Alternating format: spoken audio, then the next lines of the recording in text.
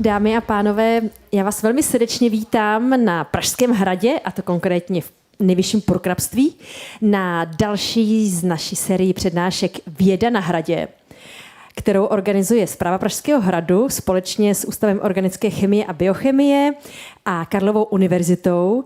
A také moc děkujeme za podporu nadačnímu fondu IOCB Tech, který vlastně tyto přednášky podpořil.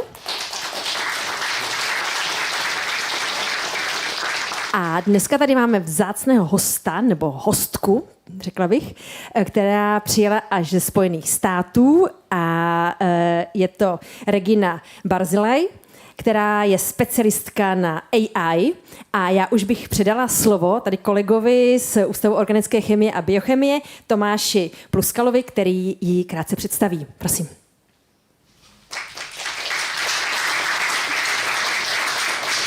Tak, děkuji za slovo.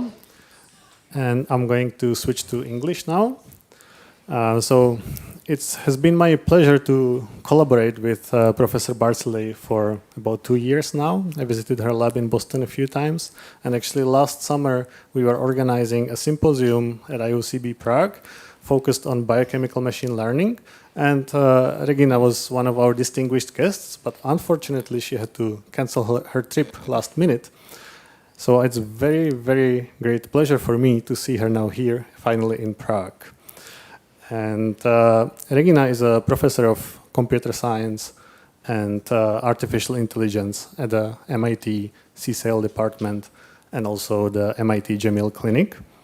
And her career started a long time ago, and she was working on problems in natural language processing and built quite a distinguished career in that field.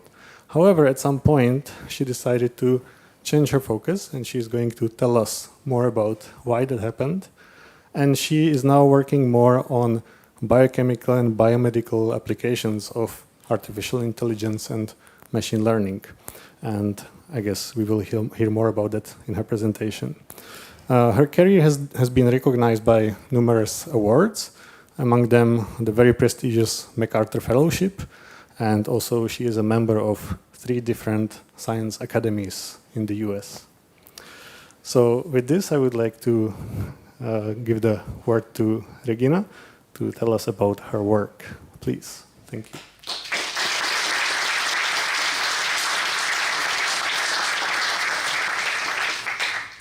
Thank you. Thank you so much for coming. I've been like 2 days in Prague, and I see there's so many exciting things happening. There was like a concert that I wish I would have gone. So I really appreciate that you decided to come to my talk. So let me just go back and say thank you to 2 people who invited me. So here we have Professor Konvalinka from IOCB that I hope to visit tomorrow, and Veronica Wolf that just introduced me. So thank you very much for bringing me here. So my research today, yes. Okay, so my research today kind of focuses on 2 areas. I design algorithms for clinical AI and for drug discovery. I do molecular modeling for drug discovery. And whatever I will show you, of course, done by many people who are part of my group. I just brought 2 pictures of the group. We are also running every year on 5K in Cambridge, but lots of great ideas that you will see today actually coming from them. And I promised to tell the story of Prague. So this is me in Prague in 2015. And I thought it's really interesting how you guys invited me. It was 9 years. And when I was in Prague, I actually decided to switch from natural language processing and to move to modeling, molecules, doing drug discovery, and working on clinical AI. And the story was the following. So you can see I look quite differently, and it was not a fashion choice. So what happened a year prior to my arrival to Prague in 2014, I was diagnosed with breast cancer. And you can see me in March. It's like my last trip with my son before the diagnosis. I was diagnosed in April.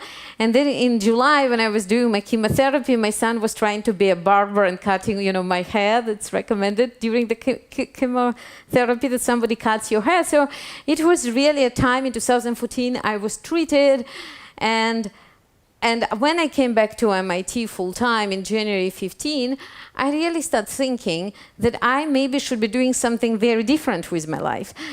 Because, there are lots of people who work on natural language processing, but what I realized when I went through the treatment that actually there is no AI at all in American hospitals. And I was treated in one of the best hospitals in Massachusetts General Hospital. There was nothing. Even the most basic things were not there. So then let's see if it works back. So then in June, I got this very funny curly hair after chemo. And I came with my mom to Prague, and somebody asked me when I was here, they had plenty of free time, like between visiting different locations, including the castle.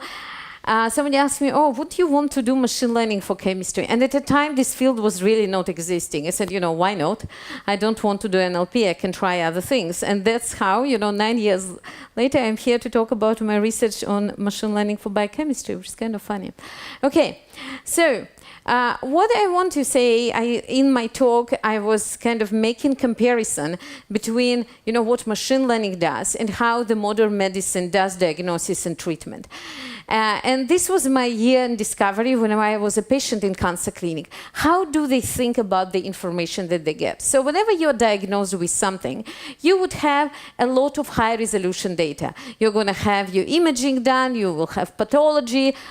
It's like humongous images. Now, what happens next, it's a human who goes to these images, reads them like a story, and it's not even what is used by the doctor. The doctor, they get like a summary. They summarize this image in few categories, and then you're going to get a treatment based on it. So if I'm to make analogy to Amazon, it's like as if we're going to take the whole population and then divide us to 5 groups, and every group is going to get the same product.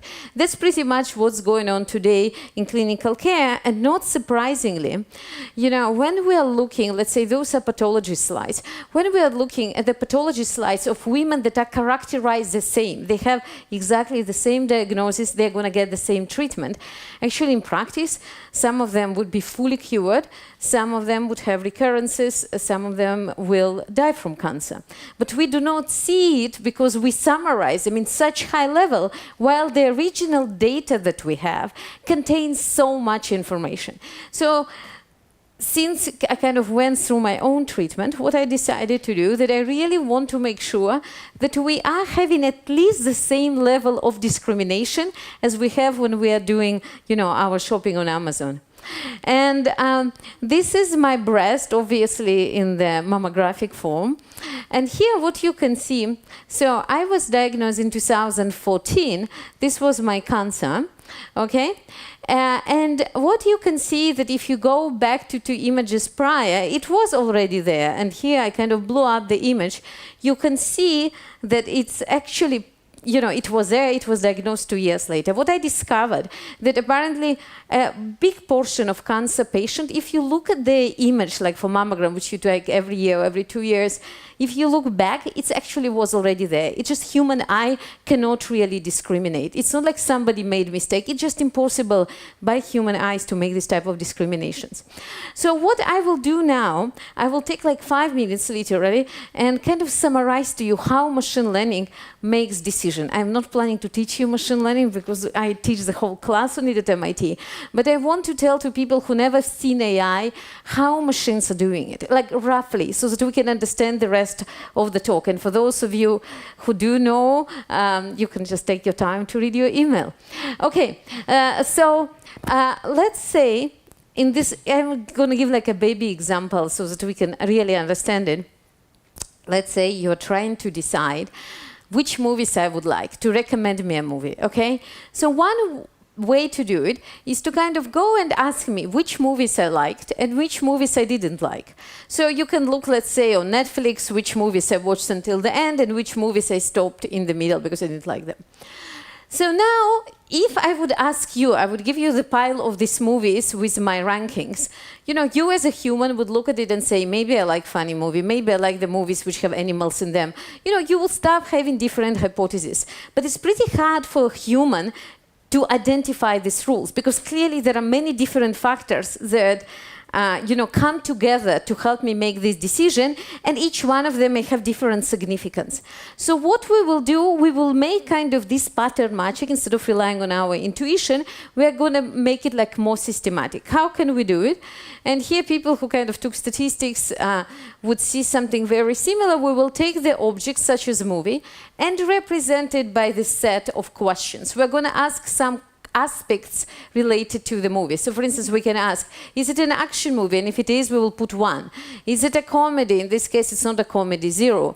We can ask lots of different type of questions, like features in statistics. Let's say as a human, you have a freedom to decide what they are, but you should be able to extract them automatically. So if you have IMDb gives you a lot of information from the movie, you can translate it into this kind of feature vector representation. This is a correct name. Does it make sense what I'm saying? Great. It's great hearing that you're here. I can ask you questions.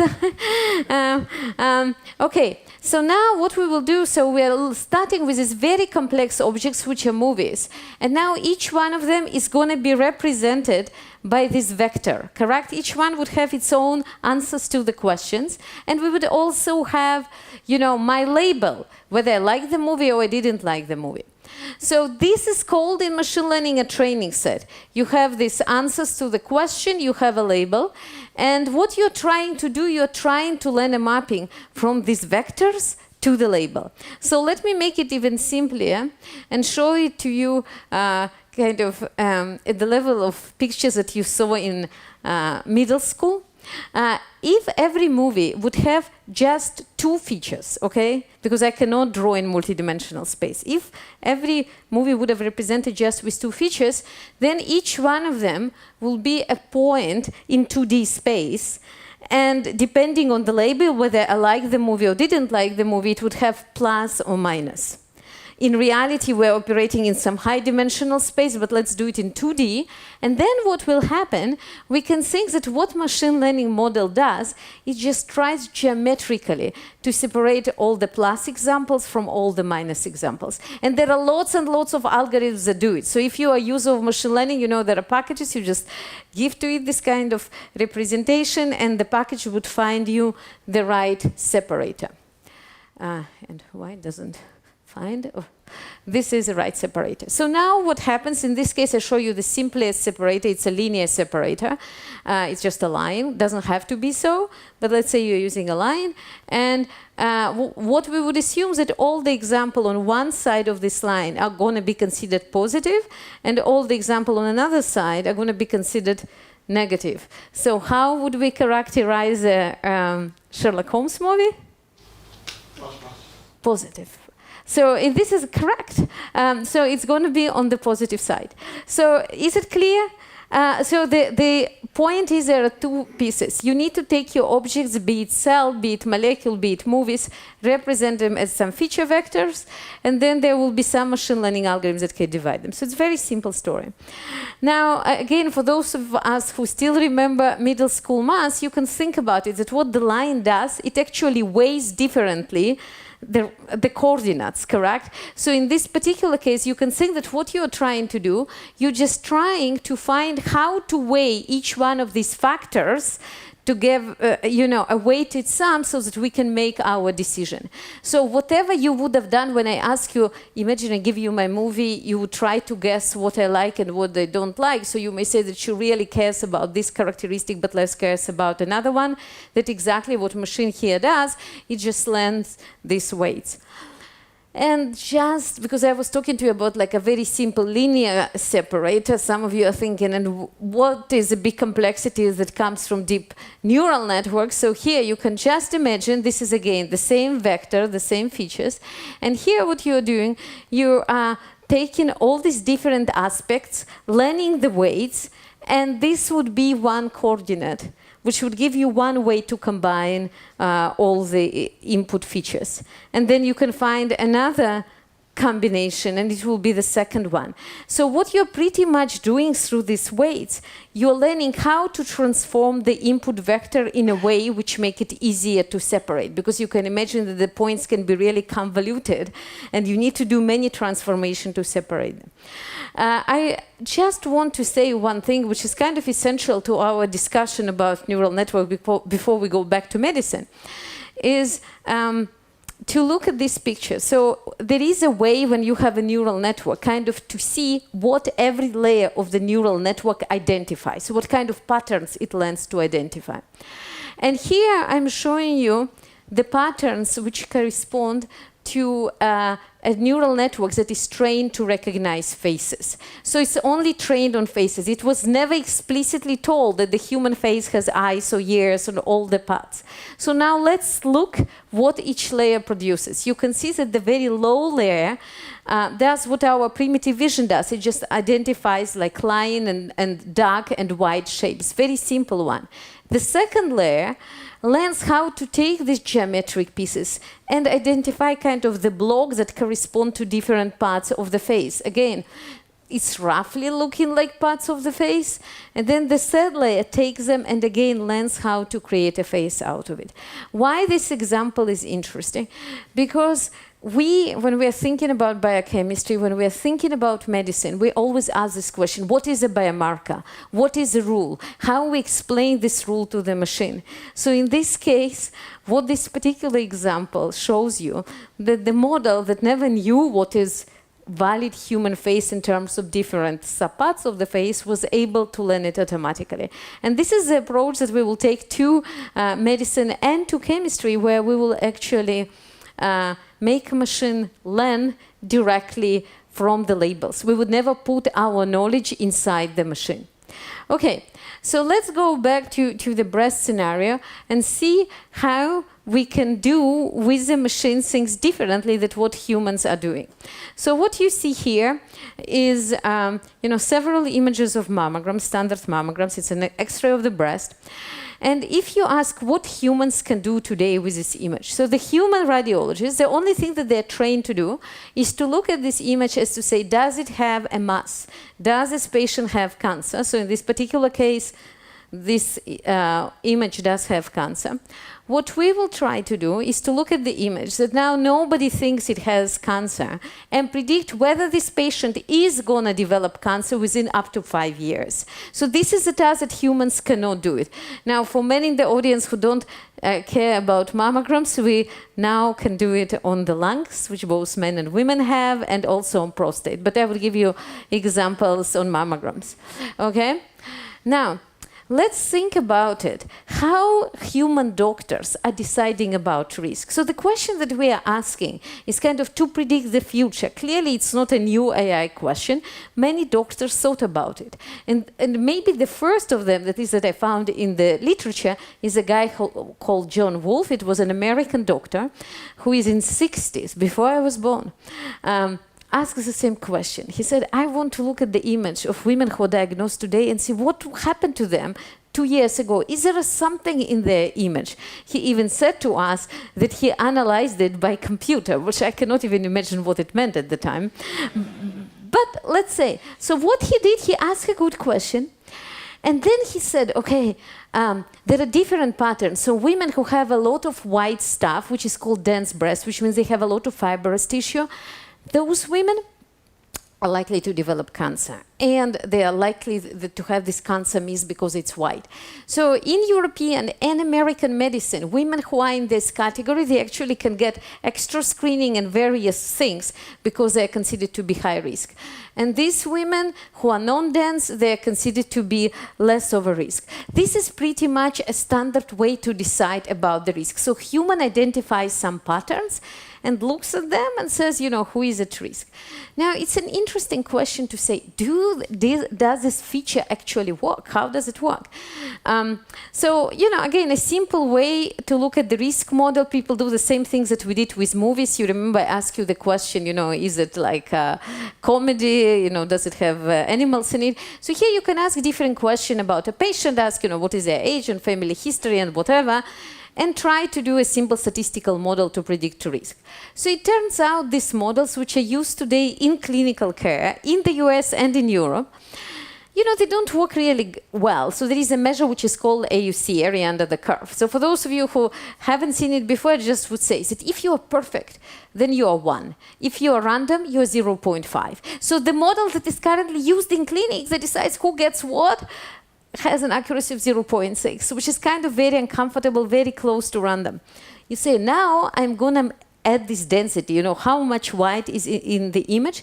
So you do get some improvement. You move from 60 to 63, but really, and the funniest part, and this is an article that is not written by AI person because they say they rig the data.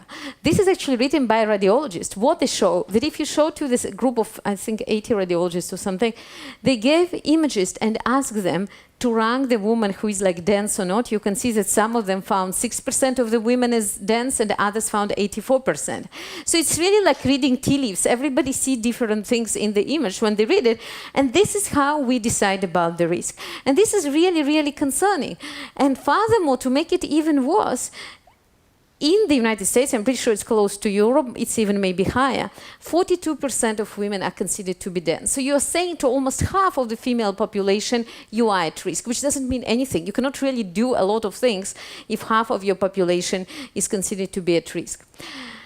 The last thing that I wanted to say, to make the matters worse, at the years of Trump administration, they made this federally mandated biomarker, which means that every woman who goes today to do mammogram in the United States has to have a letter that say you have high density if she does have it and you are at risk, which is funny, correct? Okay, so what I want to say, that when we took this measurement, which is called density, and these other clinically used things, their prediction accuracy is really terrible. In density, we've seen that it's random. If you're deciding who is going to get cancer based on density, clinically used model 63, the models that we develop with AI gives you a UC of 77. Of course, it is not perfect because we never know what's going to happen to us in 5 years, but it's already much, much higher. So how you can teach the machine to look at the image which doesn't have cancer and say what's going to happen in 5 years. So what are your thoughts? I know I'm not supposed to ask questions, but how would you approach it? I would let Ian to rest because he already contributed. And I would not ask David because he knows the answer. Anybody? How would you train the machine? Yes? So you will, I guess you will test data of people who had cancer and their progression of it, and then it's going to be like guessing how the progression is going to work out. Yeah, so something like that. So what we will do, we will take the images of women, let's say, from 2018. From 2018 until now, we know what happened to these women. And we can take 2018. We know what happened to them until now. Some of these women, when we look at their old images, would not have cancer. Some of them would have cancer in 3 years. Some of them would have in 5 years. So now the machine actually has a label. It has an image and it knows what happens. And we force it to learn the correlation between the image and the outcome. The same way as your iPhone can recognize your face.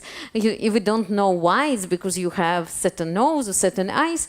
The same way we're going to take an image and the outcomes and machine forced to learn the correlation between these very subtle features of the image and the occurrence of cancer.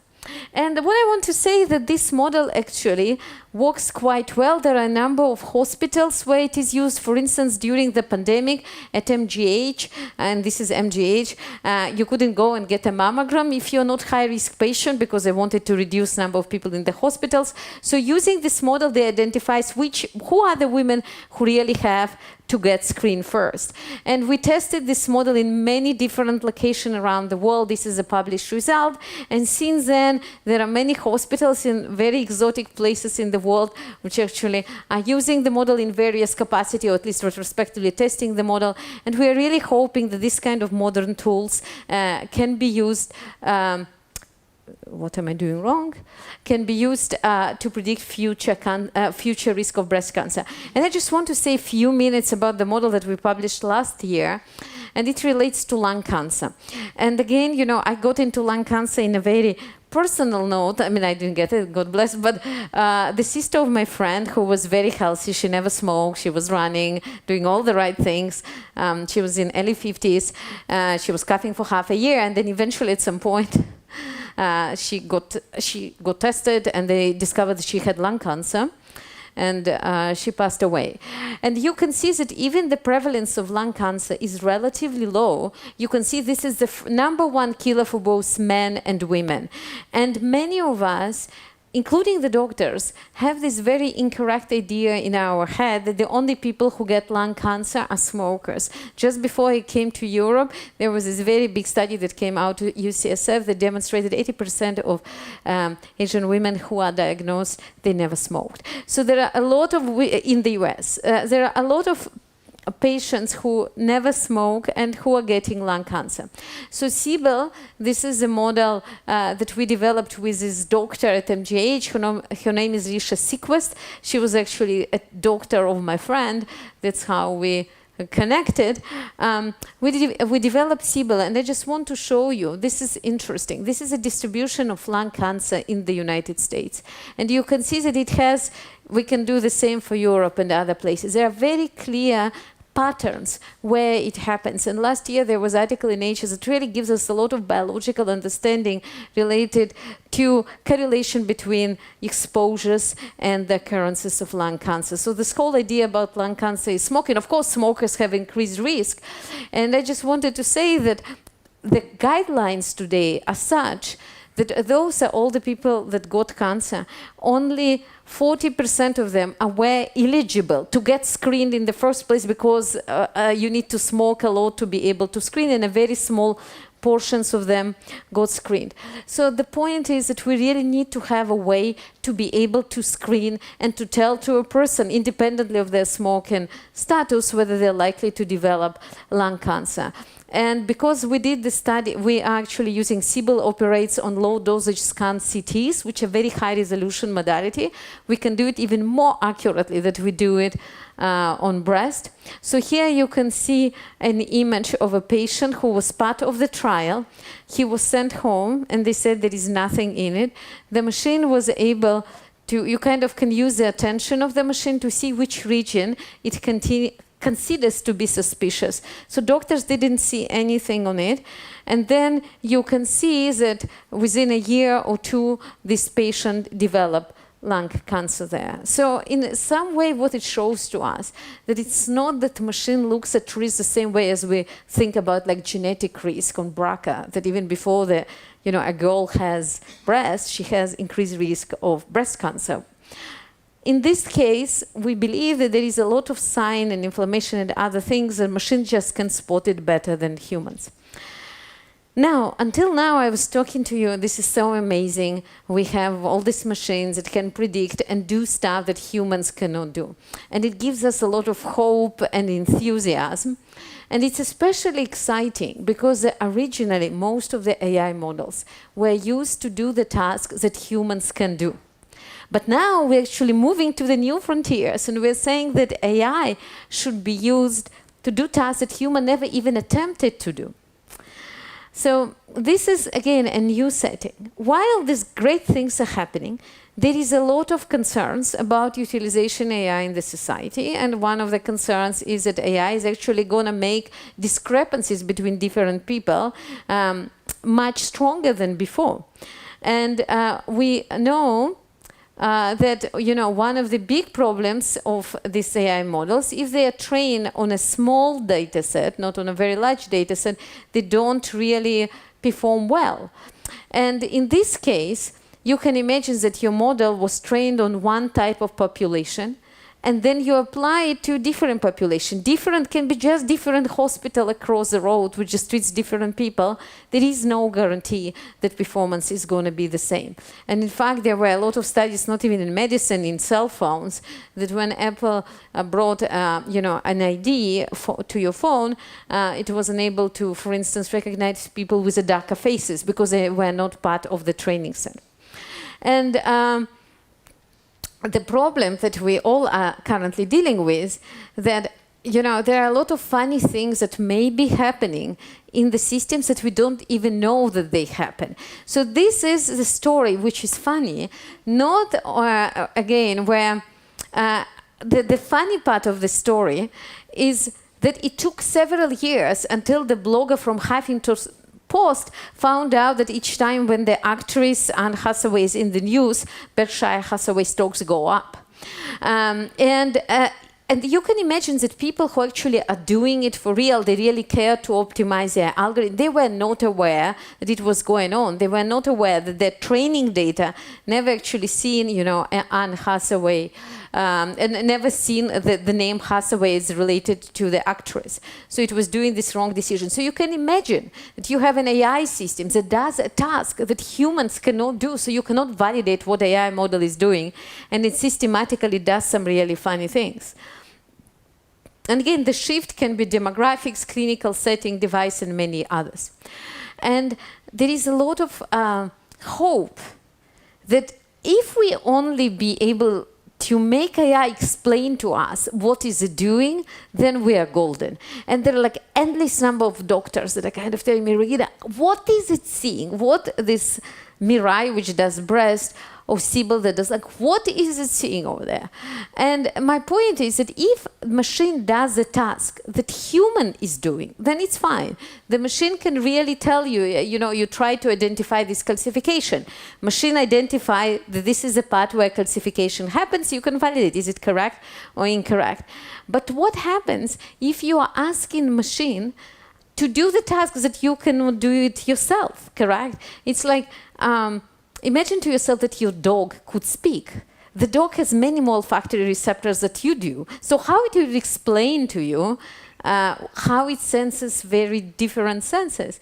And here I just thought that this quotation will be the best in expressing this sentiment that, we really cannot understand the complexity of the patterns because our capacity to recognize very complex patterns, our capacity to remember is much more limited than the capacity of the machine.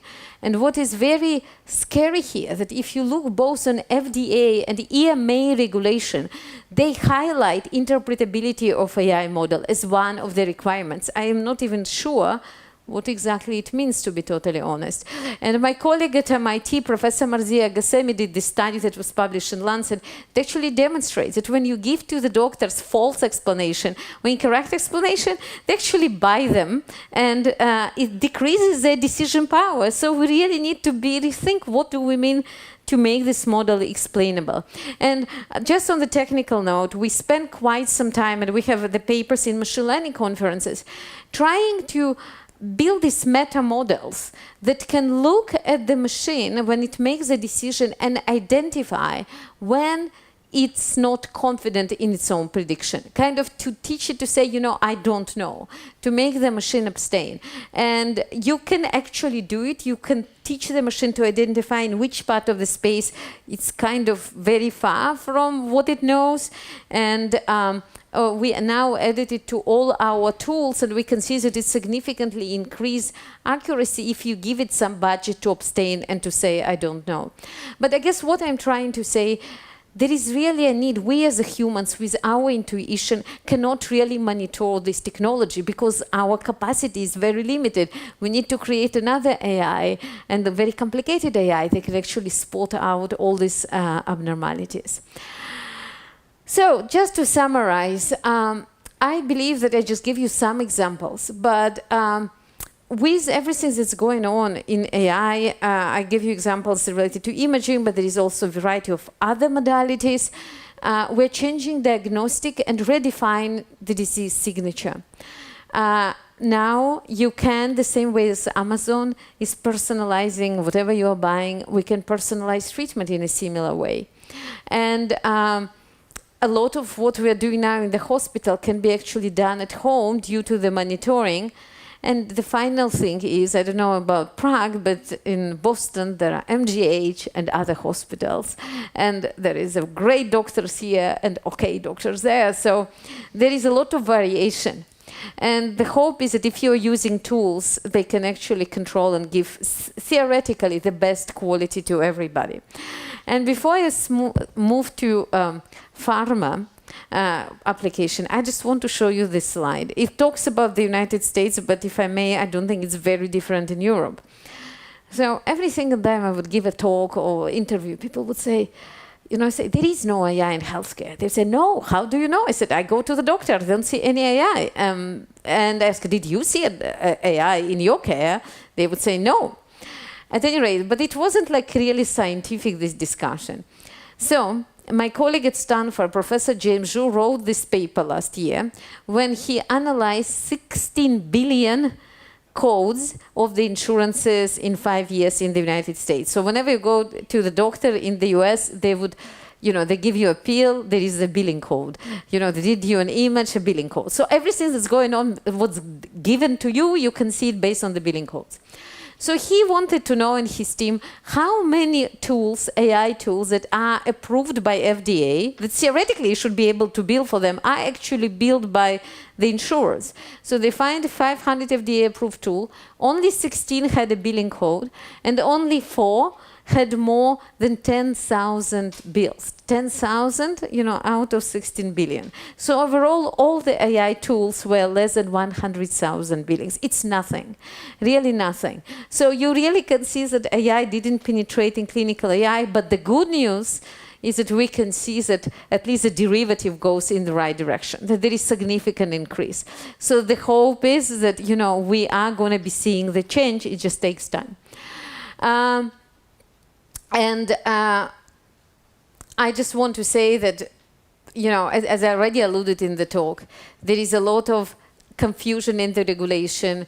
FDA, EMA, we're not really clear how to do it. We don't know how to do generative AI regulation. And all these questions are really making very hard to translate this technology into care. But I hope that it's going to change.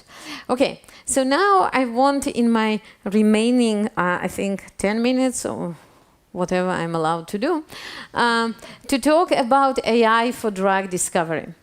And again, this part really started in Prague.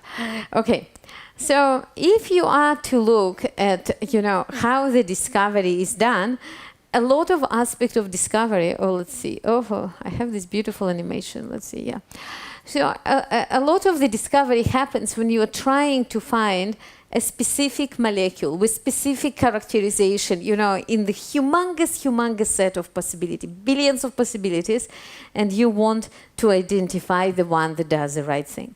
Now, since it's very hard analytically to say what is the right molecule, in fact, we cannot do it, what all the pharmaceutical companies are doing, or research institutes, you do a lot of screening. And if you're a big pharmaceutical company, maybe you can screen, few million molecules, but there is no way that you really can screen the whole universe of possibilities.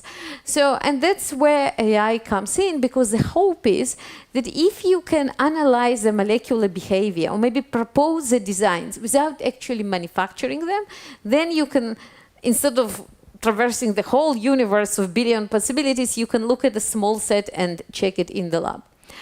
And as you all know, that there was, AlphaFold 3. There are some advancements that came out of MIT. We did a lot of work on DiffDock. This is a diffusion-based docking, on the generation of new proteins. So there are a lot of super exciting technologies that are coming out. And a lot of questions that we traditionally thought of them as a question for chemists, today can be done with machine learning. So I'm happy to say that when I was in Prague, I was actually writing that proposal, how you can teach the machine to predict the outcome of reactions. For those of you who are not chemists, we are thinking, when we think predict the outcome of reaction, we're thinking what we did in high school, correct? When we are given A plus B and you need to predict C. And we always are thinking that this is very easy task, correct? Because you can do it at school. The problem is that for realistic reactions, you really cannot do it. And we did experiment with MIT professors. They couldn't do it. Most of the reaction, we cannot really predict the outcomes. So machine today can do it with high accuracy better than humans. Machines can take a molecule without ever manufacturing it and identify what will be the properties of this molecule. You can today optimize without ever actually going into the lab, propose a design and generate it the same way as we do fake pictures today. You can kind of generate the designs and then go and validate them in the lab. So all these things literally happened since 2015. And the exciting part now, let me just give you a high-level slide and then more specific slide.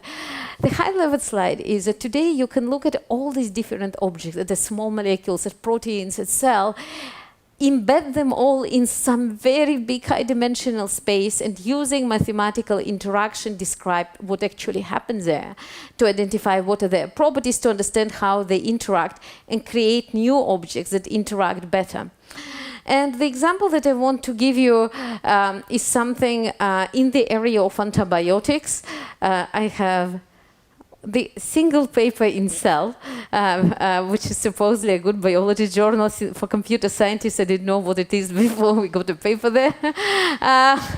But the specific area relates to antimicrobial resistance. So as you can see here on the statistics, it's really serious. And, you know, it's a very unfortunate situation if you are in a hospital and you have a drug-resistant specimen for which there is no cure. And the bacteria continues to evolve, resistance continues to grow for many different reasons. And unfortunately, many pharmaceutical companies are really not interested to produce antibiotics because it's not economically viable. So we have a serious problem in bringing new antibiotics on the market. So now I want again to separate how you can think about this problem, how people always thought about this problem from the biological perspective, and how you can do it in a very simplistic machine learning methods that happen to work sometimes.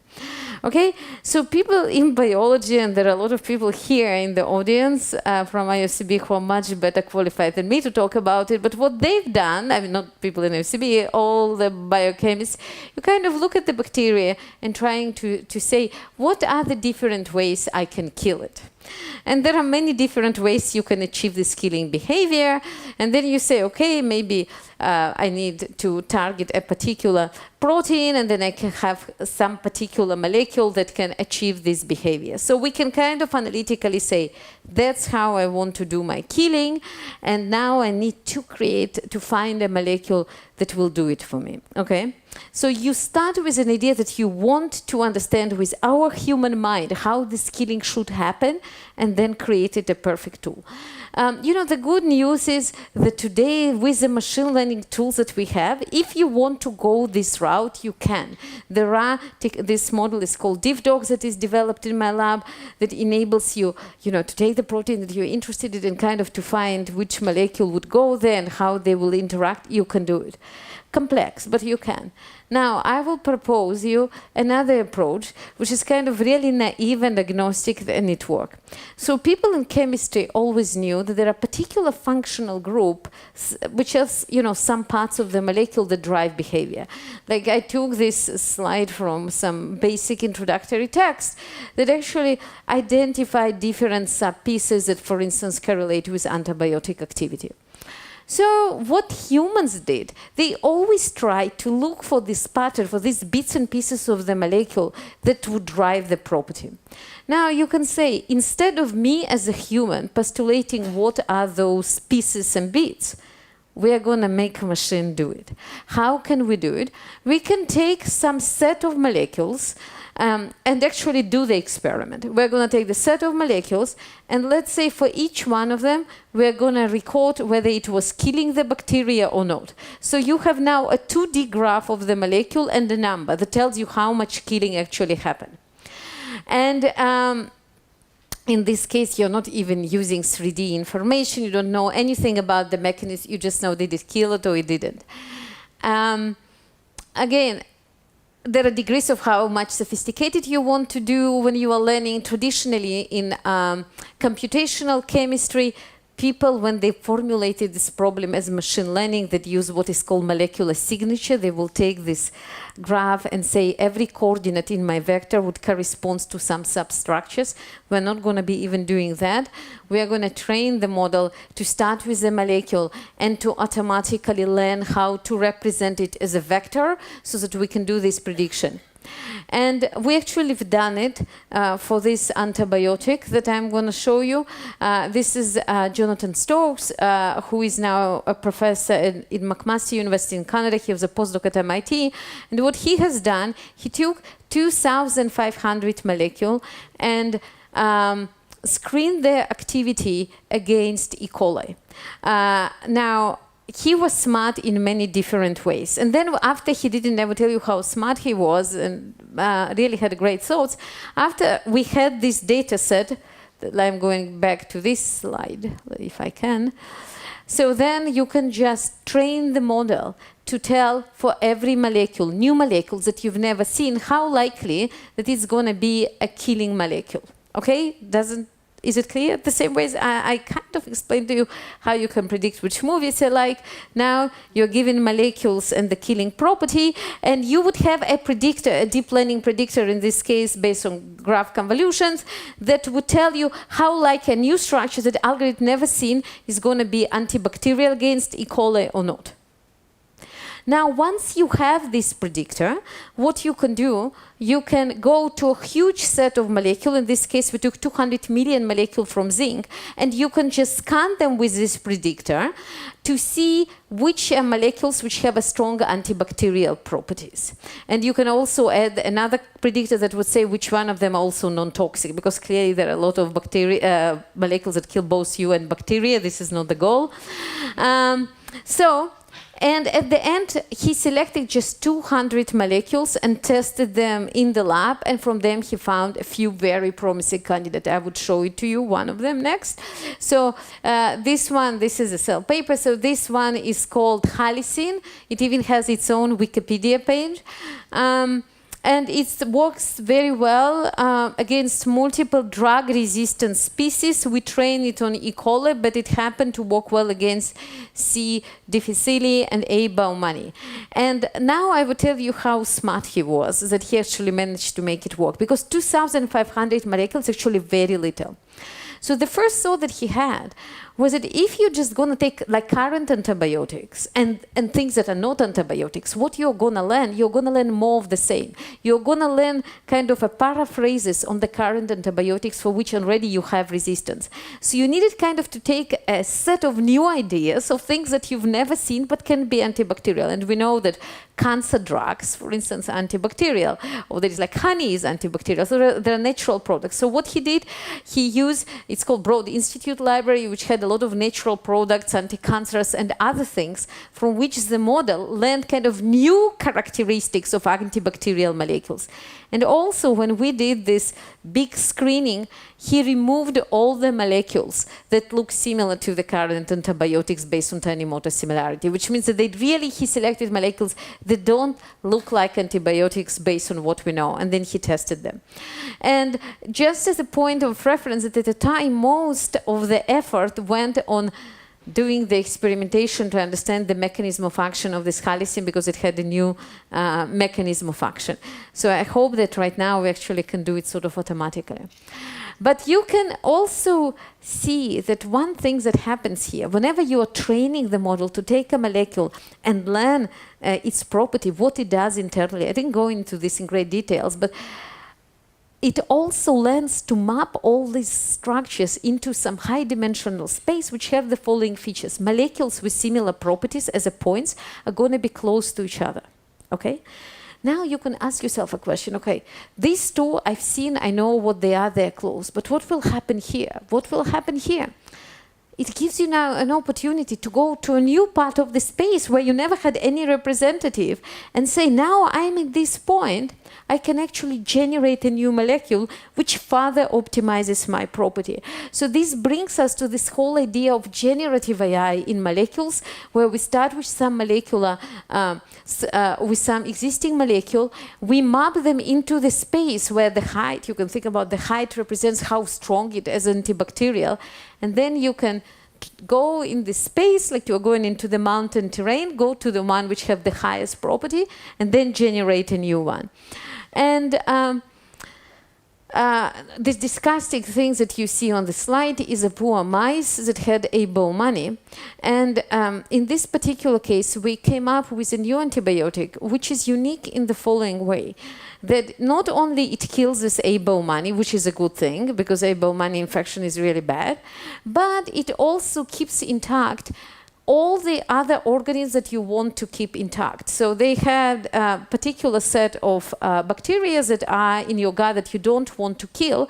So now you're creating something to just kill one thing and leaves everything else. These tools, what I'm trying to say, they give you a lot of flexibility on various behaviors. It would be really hard to engineer by hand, but you can do it with these models. And finally here there is David Sabatini, he's over there. So I just want to illustrate, to give you an example of something that we are trying to do together. And this is a very interesting idea that came from David, and I'm the one who is kind of thinking how we can do it computationally. But the idea is the following, that any one of you in the audience who takes a drug, doesn't matter what this drug does, this drug not only goes to where it should go, it also goes to many other parts of your body, correct? And to some degree for small molecules, this is not surprising. Many of them were designed what is called the Lipinski rule of 5, which is one of the ways to ensure that actually they go somewhere, because if you're going to take molecule that's not going to get to your organ, it doesn't really help. But again, the problem is that since they go everywhere, we cannot many times increase the dosage because it can have really bad side effects. And also you're getting a lot of effects that you didn't really intend to get. So the question is, can we actually look at the molecules and predict exactly to which tissues they go, so that we can create molecules that only go to one type of tissue, but don't go anywhere else? And you can have a lot of different types of data to help you to decide how to create this type of molecules that are very unique and specific. Again, what I'm trying to say is that this is actually one of the David students, but I didn't know at the time that he was post-student, he's now a professor. We already can see how these tools aid in biological discoveries. All these tools that tell you how small molecules react together with some protein enable you, again, in silico to do a lot of tests that do not require you to do them, in the lab. Now, my point is that it's not like you don't need to do the experiments, but you can be just much more effective in terms of experimentation if you combine machine learning and biology together. So just to summarize, generative AI really changes discovery landscape, and I want to say I am involved with many pharmaceutical companies. These technologies are today used in pharma.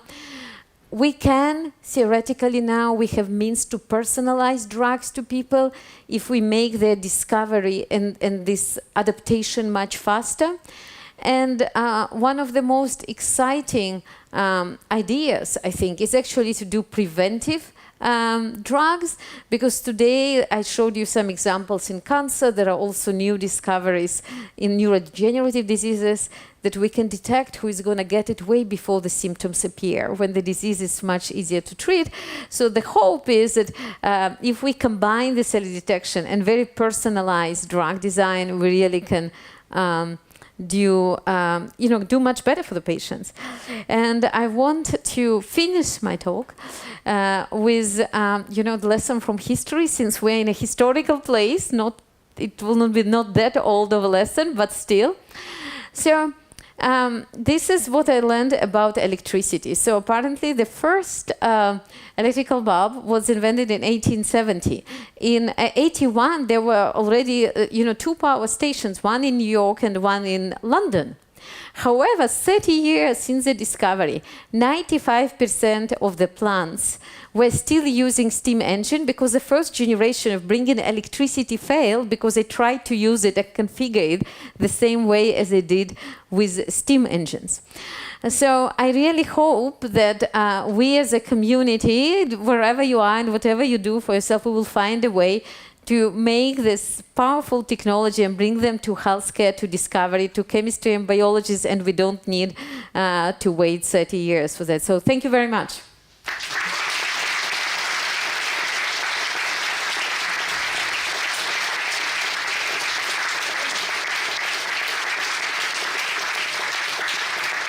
Thank you very much, Regina, for a fantastic presentation. And we are now open to questions from the audience. There is a question over there. There is a microphone. Thank you very much for the fascinating talk.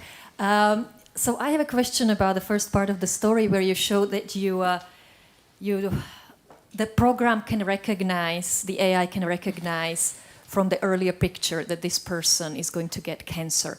However, we don't know how it can recognize it, because as you said, the lion is talking a different language. So is it possible to find out which part of the picture is important for it by changing different parts of the picture and checking whether the program can still predict that it can get the cancer?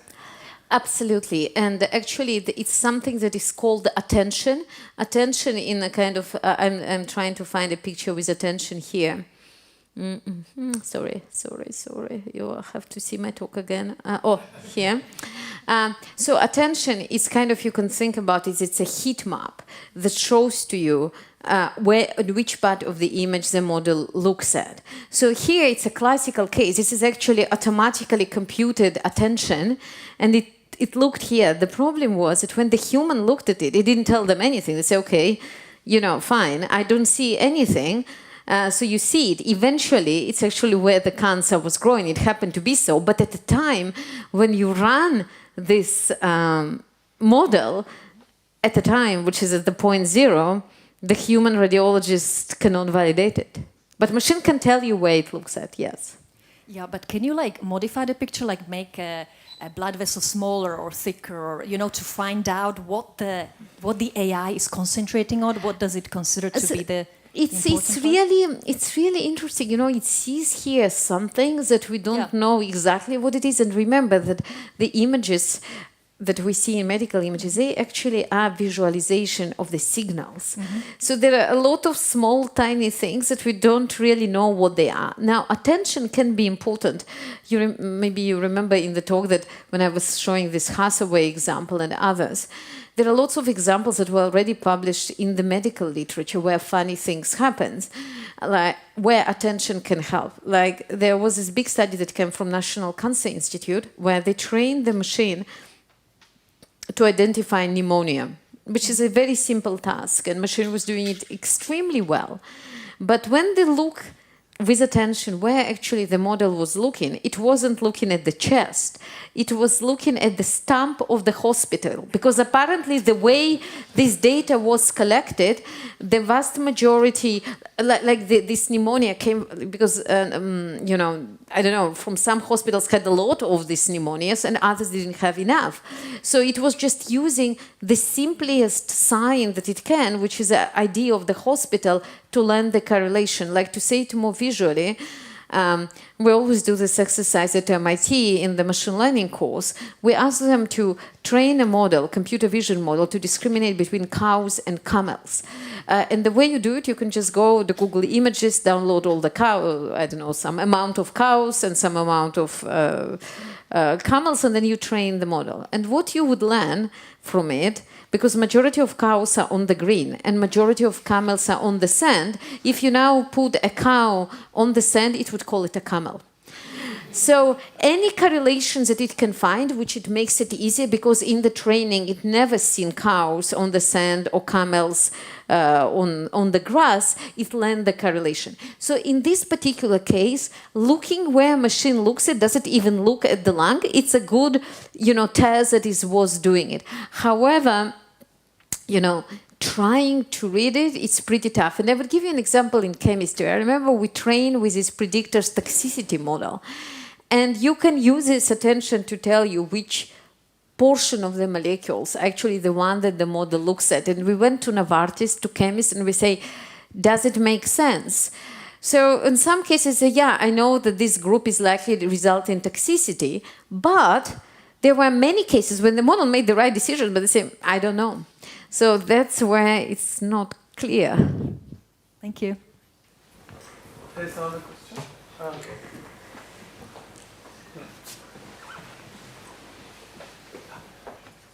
Yes, so another question on the clinical predictive power. So is the literature concerned at all with the fact that the images that it's using for training are not a random sample of images, but that they are governed by a selective process of who actually gets screened? So the question would then be whether the variables or the characteristics which are driving the selection into screening, but are not characteristics that are actually quantified for the training itself, whether those have additional predictive power, which is kind of a similar question of the fact that honey was also added to the training set, or the cancer drugs. That decision of how we define the terrain over which we look for the peaks, the Himalayas. Where does that selection of the training set come from? Is the literature concerned with systematically thinking about that? Absolutely. This is actually an excellent question, and it emphasizes how important to be representative and to check that you are representative. So I want to start by saying that, the majority of times whenever you are doing learning, until now, it changes, but until now, there is like a big data set and you learn from this data set. So for instance, for CBEL, we use a data set from NLST, it's National Lung Screening Trial for low dosage CT. Data came from 33 hospitals, but every single patient there not only was a smoker, they were like many pack a year, a smoker for many, many years. And the natural question that you might ask, these people are very kind of biased to some degree. Can I now take it and apply it to somebody who never been a smoker? So there is no guarantee. There is never a guarantee. But in this case, what we've done with CBEL, we actually tested it in many different populations, and one of population of interest was Taiwan, because Taiwan, due to environmental pollution, very high rate of lung cancer, so both smokers and non-smokers, it's a national screening program. Anybody can go and do a screening. So the data set there has both, smokers and non-smokers, and then we tested, and the model actually performed quite well. But besides giving, empirical validation, we don't have a really great way to deal with it. And the type of data set that you are using really changes your result and generalization. That's why, because we don't have good way to do it, I was sort of advocating we need to have tools, complicated meta AI tools that can actually tell you train it on your data set with whatever characteristic, and you did maybe your best. Now, if I give you another example, how can you assess whether it is the right domain for you? And it's really an open question. There is no good answer. And if we are looking like the degree of the problem, like you can look at the regulations, people who are tasked to ensure that we are using safe tools, what they say that whenever you are filing for FDA or EMA, you need to say exactly what kind of data set did you use for training. And then, I don't know how, the regulator would look at it and decide, whether it is diverse enough. But there is no really statistical description on what does it mean diverse enough. So I think that this is a machine learning part that needs to be written in the next few years, is much more systematic approach to your question to ensure that, whatever the training is, the question is it safe to apply it to a population with different statistical characteristics? Very nice talk. I have a question also related to the first part. So what do you think is the main blocker of deploying these techniques in clinical practice? Is it the techniques, we need to work on them more, or we need to collect more data, or is it the legal issues? Why is it? So this is like a $1 million question, but I would speculate, and you're welcome to speculate later. So this article that I was citing that gives us maybe the most systematic view, I would talk about the US because it's a different story, but I would give you the arguments that he kind of said that I agree with.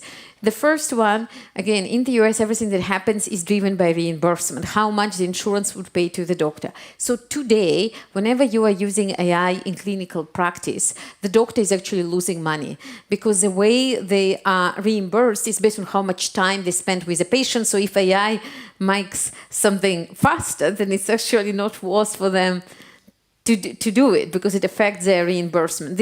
And now the Congress and the House of Representatives, this is a question, how do you change the reimbursement? This is reason number one.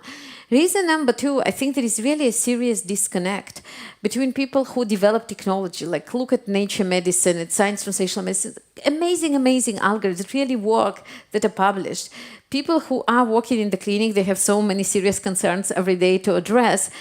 There is no very clear guideline. How do you take the tool, which is not perfect, but still delivers a lot of value, and how do you translate it in a safe way? So these translational signs that, happen when people start using genetic tests or when they use new blood biomarker and the other things that happen there, the doctors were really educated. They knew what they're doing, but, the vast majority of practicing MDs and graduating MDs didn't really study AI, so they don't feel that they're comfortable enough to bring the new technology in. So all these factors actually, changing the picture. But the one bright kind of ray of sun that I've seen was ChatGPT. So ChatGPT, again, talking about the US hospital, already made its way in the following way, that when the part that all the doctors hate to do is to write, what you told them, that they write this story. They don't feel like Dostoevsky, so they hate to do it. So now, actually, MGB and Microsoft, they are working together on a tool which helps to create, so it's kind of listens to the conversation, creates a summary, and then the doctor just can edit it.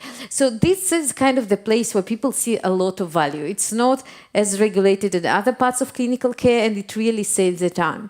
So when we already see the benefit of technology in some areas that they can feel, I think that it's kind of open doors to bring other technologies in.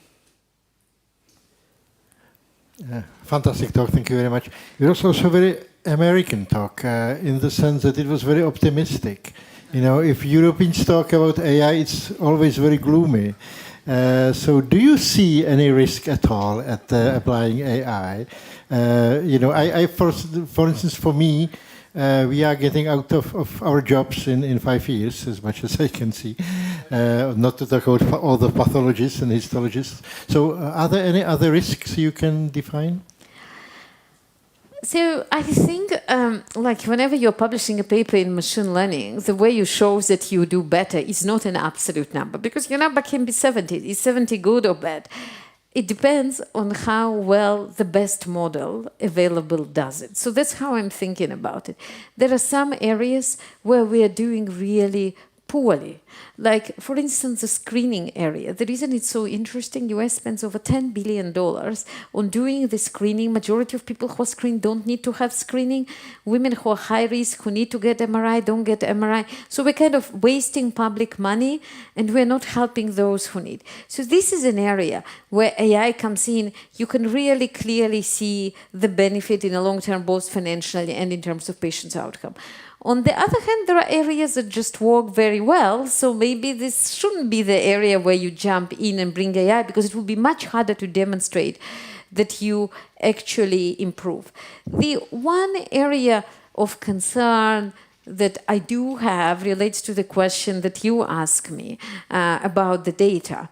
There were studies that show that the United States, all the clinical data that used for training the model come from West Coast and East Coast. It doesn't come from the middle of the country.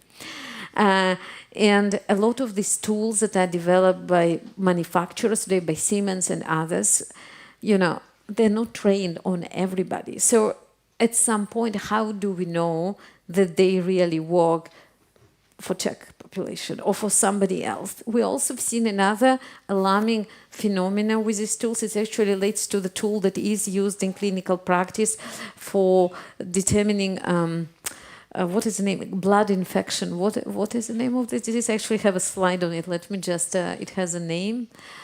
Sepsis, yeah. This was an article, sepsis, yeah. So the sepsis tool is used in the US when you go to emergency room. It predicts what is the likelihood that the patient will develop sepsis because you can interfere. And it turns out that these tools were trained on the data from, 2010, 2012. It was working very well. But because of change in standard of care, over time, the stool wasn't retrained. It actually stopped working. And from high 90s, it went to almost random performance, and it was used on the patients. So the point is that there are still a lot of safety concerns that we don't really know how to address, and there are anecdotes that it happened this way or that way, but we don't have a very systematic view as what we have, for instance, on drugs. So I think this is an area of how to regulate them without kind of suffocating the progress is one of the big questions. Beautiful talk. Thank you. I was wondering, when you show the images of, cancer occurrence over years, this is actually associated with a severe tissue damage. And when you have a tissue damage, it should also reflect it in the blood work. So I was wondering, maybe you can add another level, or maybe you do it already. You can correlate the blood work of, or the urine, or any body fluids that maybe will have some remnant, of this tissue damage. And then I'm sure that if you find something, then doctors will be more, less reluctant to go to check blood or urine.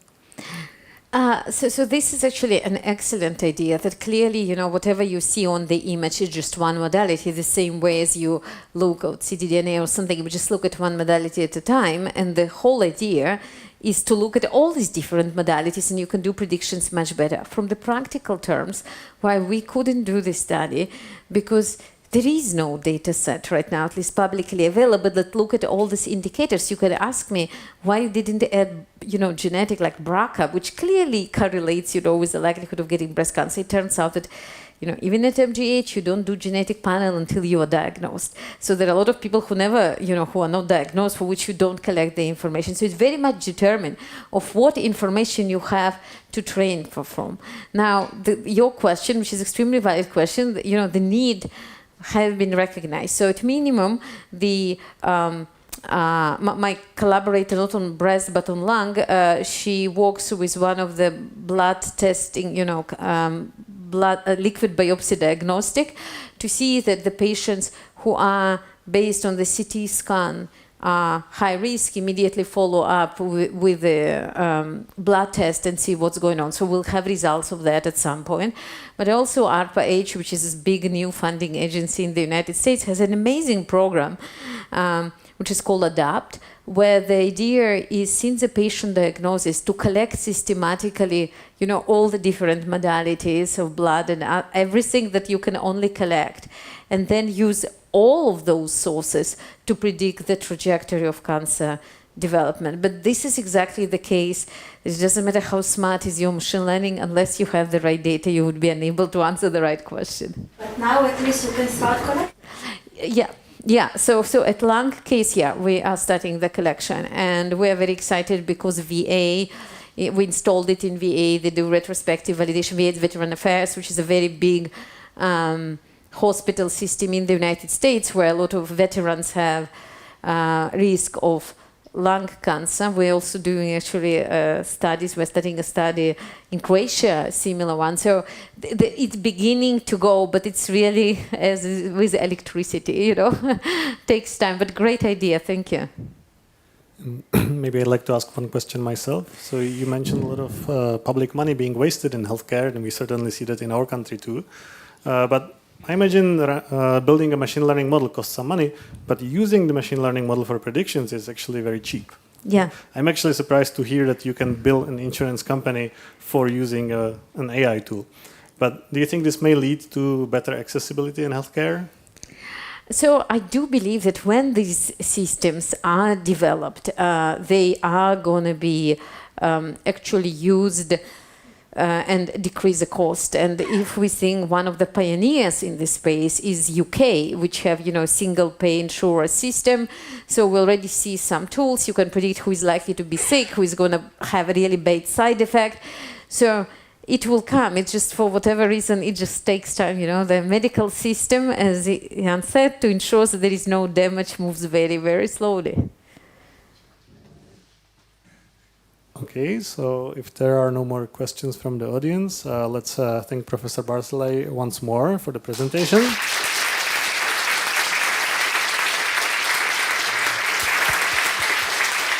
And we can continue with further discussion in the next room informally. Thank you very much.